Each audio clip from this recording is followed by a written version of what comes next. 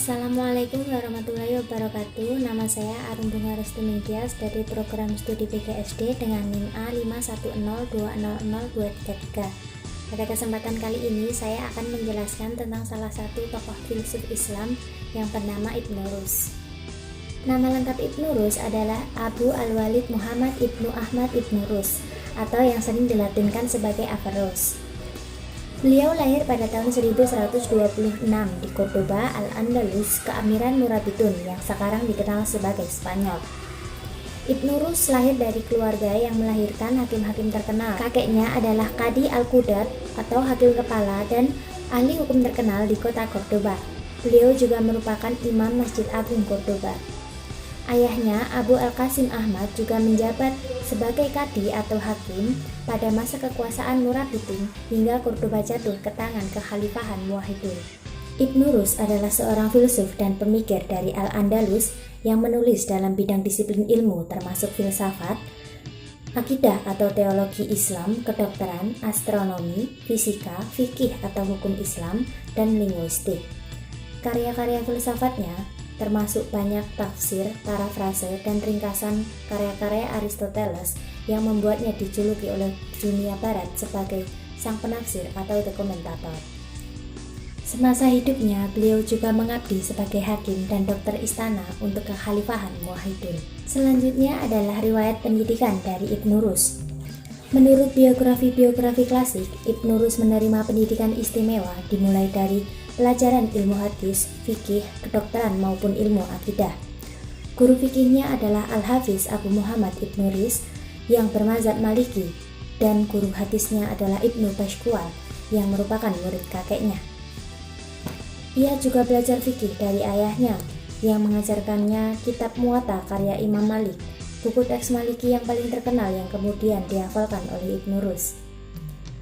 Guru kedokterannya adalah Abu Ja'far Jarim At-Tajail yang kemungkinan juga mengajarkannya ilmu filsafat. Ia juga mempelajari karya-karya dari Ibnu Bajjah atau Aventais yang mungkin juga merupakan salah satu gurunya. Ia mengikuti pertemuan rutin para filsuf, dokter, dan sastrawan di kota Sevilla yang juga dihadiri oleh filsuf Ibnu Tufail dan Ibnu Zuhri serta Abu Yusuf Yakub yang kelak akan menjadi khalifah. Semasa muda, Ibnu Rus juga mempelajari akidah dari mazhab Asy'ariyah. Walaupun kelak ia akan mengkritik mazhab ini.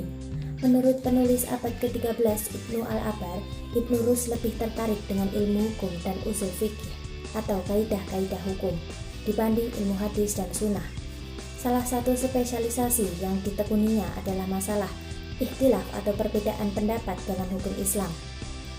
Ibnu Al-Abar juga menyebutkan ketertarikan Ibnu Rus muda pada ilmu-ilmu orang terdahulu atau al-ulum al-awail yang kemungkinan maksudnya adalah ilmu alam dan filsafat yang dikembangkan para ilmuwan Yunani. Yang selanjutnya adalah perjalanan karir dari Ibnu Rus. Pada tahun 1153, Ibnu Rus melakukan pengamatan astronomi di Marrakesh dan membantu pembangunan perguruan-perguruan tinggi yang sedang dilakukan pemerintah. Beliau berusaha mencari hukum-hukum fisika yang mengendalikan pergerakan benda-benda langit. Tetapi penelitian ini tidak berhasil. Pada saat itu beliau kemungkinan pertama kali bertemu dengan Ibnu Tufail, filsuf terkenal dan penulis novel Hai Ibnu Yahzan yang saat itu menjabat sebagai dokter istana. Ibnu Rus dan Ibnu Tufail kelak berteman walaupun mereka kadang berselisih paham.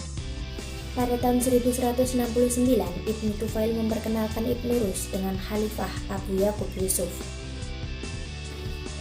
Menurut sejarawan Abdul Wahid Al-Marakishi, pada pertemuan ini sang khalifah bertanya kepada Ibnu Rus apakah langit selalu ada sejak dahulu, qadim, atau memiliki awal mula, hadis.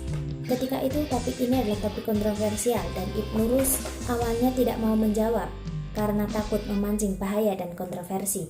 Sang khalifah lalu mengemukakan pendapat Plato, Aristoteles, dan para filsuf muslim tentang topik ini dan mendiskusikannya dengan Ibnu Tufail. Melihat sang khalifah juga suka berfilsafat, Ibnu Rus menjadi tenang dan mengemukakan pendapatnya. Sang khalifah terkesan dengan pendapat Ibnu Rus dan begitupun Ibnu Rus juga terkesan dengan pengetahuan sang khalifah dan kelak mengatakan bahwa Khalifah Abu Yakub Yusuf memiliki pengetahuan yang tidak diduga. Sejak perkenalan ini, Ibnu Rus memiliki hubungan baik dengan Abu Yakub Yusuf hingga khalifah tersebut wafat. Ketika sang khalifah mengeluh ke Ibnu Tufail bahwa karya-karya Aristoteles terlalu susah dimengerti, Ibnu Tufail menyarankan agar Ibnu Rus ditugaskan untuk menerangkannya. Inilah awal dari proyek besar Ibnu Rus menulis tafsir karya-karya Aristoteles. Pada tahun 1169, Ibnu Rus menulis tafsir Aristoteles pertamanya.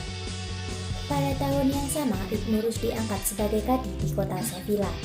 2 tahun kemudian ia menjadi kadi di Cordoba, kota kelahirannya. Tugasnya sebagai kadi adalah memutuskan kasus pengadilan dan memberikan fatwa atau pendapat hukum sesuai hukum Islam. Pada saat itu, ia semakin aktif menulis, walaupun tugasnya semakin banyak dan mengharuskannya melakukan banyak perjalanan. Kesempatan di berbagai tempat ia gunakan untuk melakukan penelitian astronomi. Antara tahun 1169 hingga tahun 1179, banyak karyanya yang tercantum keterangan ditulis di kota Sevilla. Pada tahun 1179, ia kembali menjabat sebagai kadi di kota Sevilla. Pada tahun 1182, ia diangkat menjadi dokter istana untuk menggantikan Ibnu Tufail yang telah pensiun. Pada tahun yang sama, ia juga diangkat sebagai hakim kepala di Cordoba, jabatan bergengsi yang sebelumnya pernah dipegang oleh kakeknya.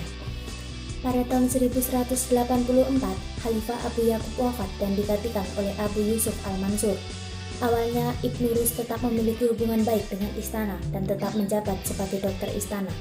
Tetapi pada tahun 1195, ia mendapat berbagai tuduhan termasuk tuduhan mengajarkan aliran sesat. Ia harus menghadapi pengadilan di Cordoba. Pengadilan memutuskan ia bersalah, menyatakan ajarannya sesat dan memerintahkan agar tulisan-tulisannya dibakar. Lalu Ibnu Rus diasingkan ke kota kecil Lucena, sebuah pemukiman Yahudi yang berada di sekitar Cordoba. Biografi-biografi klasik menyebutkan berbagai sebab memburuknya situasi Ibnu Rus ini. Salah satunya karena Ibnu Rus dianggap menghina khalifah dalam tulisannya. Namun para sejarawan modern menganggap bahwa perlakuan keras terhadap Ibnu Rus ini bermotif politik. Encyclopedia of Islam menyebutkan bahwa khalifah berusaha menjauhkan dirinya dari Ibnu Rus untuk mendapat simpati dan dukungan dari para ulama tradisional yang banyak menentang ajaran Ibnu Rus. Pada saat itu, khalifah sedang butuh dukungan para ulama untuk melancarkan perang melawan kerajaan-kerajaan Kristen. Sejarawan Majid Fakhri menulis bahwa banyak fuqaha atau ahli fikih tradisional pada saat itu menentang Ibnu Rus dan menekan sang khalifah. Setelah beberapa tahun kemudian, Ibnu Rus kembali didukung khalifah dan ia bertugas lagi di istana.